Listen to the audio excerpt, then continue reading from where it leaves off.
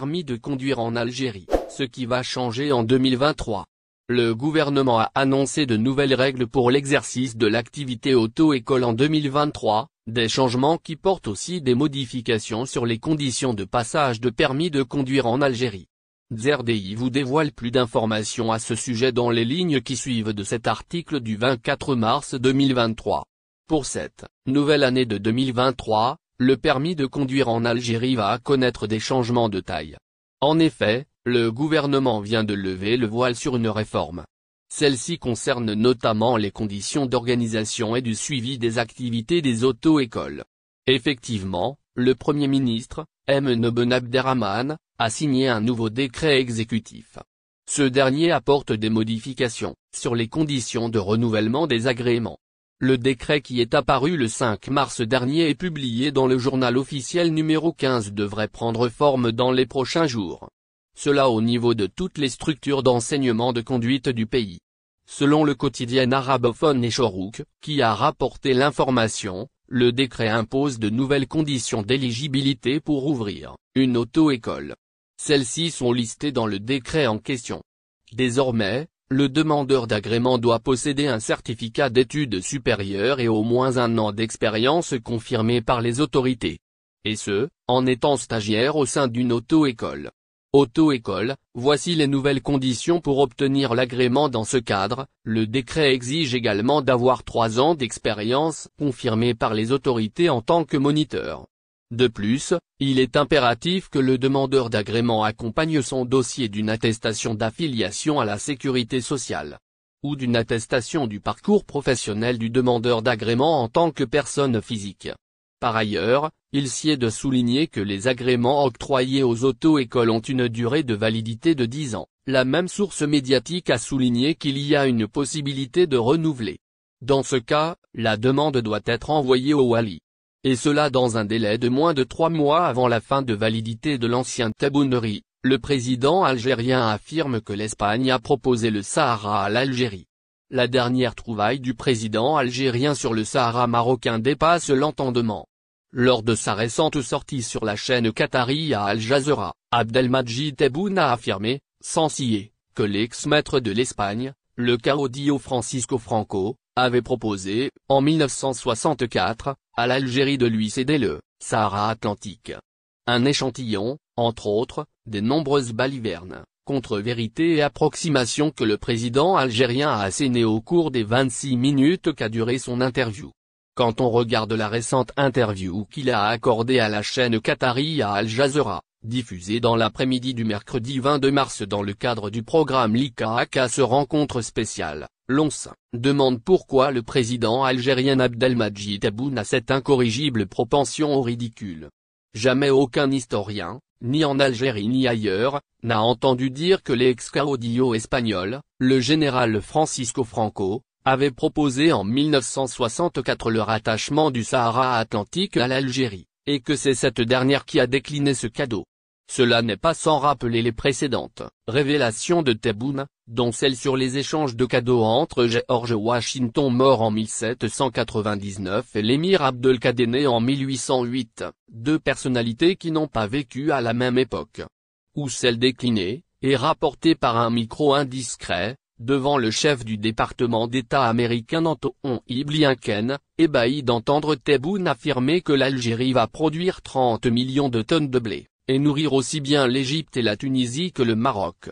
Interrogé d'entrée de jeu pour s'expliquer sur la détérioration qu'ont connue les relations de son pays avec le Maroc depuis son arrivée au pouvoir, Tebboune a ouvert le bal avec un faux chiffre. Les frontières sont fermées depuis 43 ans, a dit le président algérien. Or les frontières terrestres maroco-algériennes ont été fermées en 1994, et non en 1980. Il voulait expliquer ainsi que le Maroc et l'Algérie n'ont jamais connu de bonnes relations depuis leur indépendance. Un bavardage digne des cafés de commerce de même, et pour qui sait lire dans les divagations de Tebboune, ce dernier a signifié à sa compatriote journaliste d'Al Jazeera, Khadija Benguena, que les médiations arabes entre les 2 pays maghrébins ne sont pas les bienvenues. Ces médiations, que le régime algérien appelle visiblement de ses vœux, sont fictives. En tout cas, les autorités marocaines n'ont jamais été informées d'une tentative de médiation entre Rabat et Alger.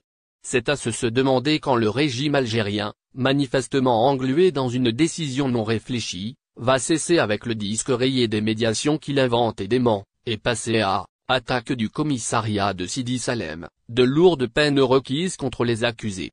Jugés mercredi par le tribunal d'El Hadjar à Rabat, de lourdes peines de prison ont été requises à l'encontre des 59 individus auteurs de l'attaque contre le commissariat du quartier de Sidi Salem dans la commune d'El Bouni. En effet, le procureur de la République a requis une peine de 20 ans de prison ferme à l'encontre des 59 accusés dans cette affaire. Selon nos confrères d'El Kabar, les services de sécurité ont également procédé à l'arrestation d'un mineur impliqué dans cette affaire. Ce dernier sera présenté devant le juge des mineurs dans les prochains jours.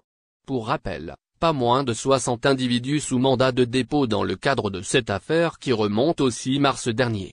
L'affaire est relative à la séquestration d'une femme par son mari, qui l'a également menacée par une arme blanche. Une heure après les faits, un groupe d'individus armés et accompagnés de chiens dangereux, ont essayé d'entrer par la force au siège de la sûreté urbaine de Sidi Salem. Les assaillants étaient conduits par le mari de la victime, a rapporté un communiqué du tribunal d'El Hadjar. Les accusés sont poursuivis pour entrave au bon fonctionnement d'un établissement public, avec usage d'armes, menaces et agressions sur éléments de la force publique en plein exercice de leur mission, RICS, désobéissance et association de bandes de quartier, suivi de coups et blessures, dégradation de biens publics et incitation à attroupement non Tebboune. En 1964, le pouvoir de Franco a proposé à l'Algérie de reprendre le Sahara occidental. Le président Abdelmadjid Tebboune est revenu, dans une interview accordée à la chaîne qatari Al Jazeera, sur les relations avec l'Espagne et l'Italie. Le chef de l'État a estimé que le gouvernement espagnol a violé le traité d'amitié, de bon voisinage et de coopération signé avec l'Espagne après avoir changé sa position sur le dossier du Sahara occidental en mars 2022. En juin 2022, l'Algérie, qui a rappelé son ambassadeur à Madrid, a décidé de suspendre ce traité conclu le 8 octobre 2002 et qui encadrait la relation entre les deux pays. Nos relations avec le peuple, les appareils de l'État et le palais royal espagnol n'ont pas changé. Nous avons de bonnes relations. Et, nous considérons le peuple espagnol comme un ami. Le gouvernement a oublié ou fait semblant d'oublier que l'Espagne est la puissance administrante du Sahara occidental. C'est ce qui est prévu dans le droit international. Lorsqu'un colonisateur quitte un territoire sans solution, sa responsabilité reste entièrement engagée, a détaillé Tebboune. Il a rappelé que la solution au conflit au Sahara occidental est entre les mains du Conseil de sécurité de l'ONU. L'Espagne aurait dû rester en position de neutralité. Il ne s'agit pas d'appliquer n'importe quelle solution. L'Espagne aurait dû rester en position de neutralité par rapport à ce conflit. Elle a pris position sans que cela ne la décharge de ses responsabilités. N'oubliez pas, abonnez-vous à notre chaîne Olive News et activez les notifications pour recevoir nos publications en temps réel.